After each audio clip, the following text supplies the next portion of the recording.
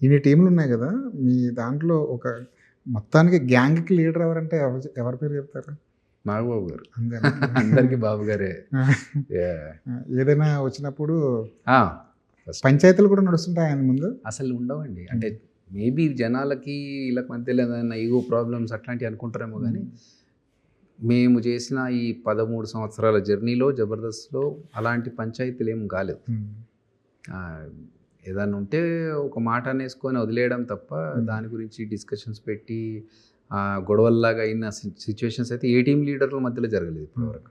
అంటే 'జబర్దస్త్' నుంచి బయటికి రావడం చాలా కష్టమైన విషయం గదా! ఎవరైనా బయటికెళ్ళిపోవాలనుకుంటే అవును. చాలామంది అలాగా మంచి ఫేమ్‌లో ఉన్నప్పుడే బయటికి వెళ్ళిపోయారు. అలాంటి టైంలో మీరేమైనా మాట్లాడుకుంటారా? మీరేమైనా సజెషన్ ఇచ్చే ప్రయత్నం చేస్తారా? అంటే నేను, అనసూయ, రష్మి, సుధీర్ మేమంతా లైక్ మాట్లాడుకున్నాం. అంటే లైక్ ఇట్లా అనుకుంటున్నాము. బయట పరిస్థితి ఏంటి? అవినాష్ గానీ, ఇమాన్యుల్ గానీ బిగ్ బాస్‌కెళ్తున్నప్పుడు.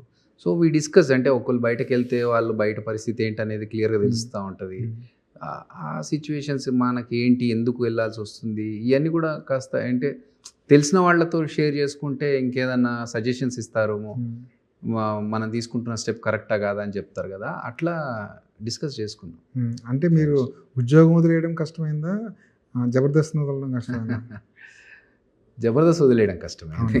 ఎందుకంటే ఉద్యోగం నాకు ఇక్కడ కాకపోతే ఇంకో కంపెనీలో చేసుకోవచ్చనే ఉండింది. బట్ నాకు యూఎస్ ఆఫర్ ఇచ్చినా కూడా నేను వద్దు అని చెప్పేసి ఇక్కడే చేశాను. కానీ జబర్దస్త్ ఒక అటాచ్‌మెంట్ ఉండిపోయి అది వదిలేయాల్సి వచ్చిన పరిస్థితి వచ్చినప్పుడు సరే ఇంకా okay. Now we have to come out of it.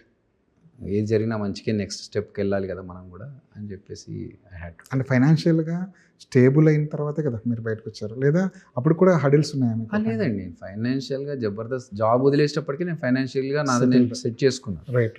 It's not like luxury over ఇదంతా కాదు. నాకున్న దాంట్లో నేను ఎవరిని అప్పడకుండా నాకు నేనుగా బ్రతికేలాగా నా కోసం ఒక ఇల్లు, నా కోసం ఒక చిన్న కారు అంతవరకే. నేను ఒక విల్లాలు కట్టుకొని ఒక లగ్జరీ కారు పెట్టుకొని ఈ లగ్జరీస్ గురించి నేను ఎప్పుడు ఆలోచించలేదు. నాకున్న దాంట్లో హ్యాపీగా ఉంటే చాలు. ఎవరి ముందు చేయి చాచకుండా ఉంటే చాలు అనేది నా. జబర్దస్త్ యాక్టర్స్ మీద ఉండే ఇంకొక విషయం ఏంటంటే వీళ్ళు జబర్దస్త్ నుంచి కన్నా షోలు చేసి ఎక్కువ సంపాదిస్తారు. బయటకు వెళ్ళి రెవెన్యూ ఎక్కువ ఉంటుంది. అక్కడే వాళ్ళకి రెవెన్యూ ఎక్కువ ఉంటుంది. అవునా? అది కరెక్ట్. అది కరెక్ట్. ఎందుకంటే జబర్దస్త్‌లో వచ్చే అమౌంట్ అనేది మనకు ఒక ఎపిసోడ్‌కి సంబంధించి. కానీ బయట మనం ఎపిసోడ్స్ మన షోస్‌కి కానీ ఈవెంట్స్‌కి కానీ వెళ్తున్నప్పుడు దానికి వచ్చే రెవెన్యూ కానీ దానికి వచ్చే పేమెంట్స్ కానీ అది వేరే. ఆ పేమెంట్స్ వేరు. And we get to travel to other countries. So అదొక యూనో యాడెడ్ అడ్వాంటేజ్ మాకు. అవును. కానీ ఎలా బ్యాలెన్స్ చేసేవాళ్ళు? ఒకవైపు షోలు చేయాలి, ఒకవైపు జబర్దస్త్ చేసుకోవాలి. జబర్దస్త్ ఉన్నప్పుడు ఫస్ట్ ప్రయారిటీ జబర్దస్త్కేనండి. తర్వాత మిగతా రోజులు ఉంటాయి కదా, వీటి కోసం మనము షోస్ ఒప్పుకోవడం తప్ప జబర్దస్త్ని వదిలేసి మిగతావి చేయడం అనేది ఎవరు పెట్టుకోరు. So top priority is Jabardasth.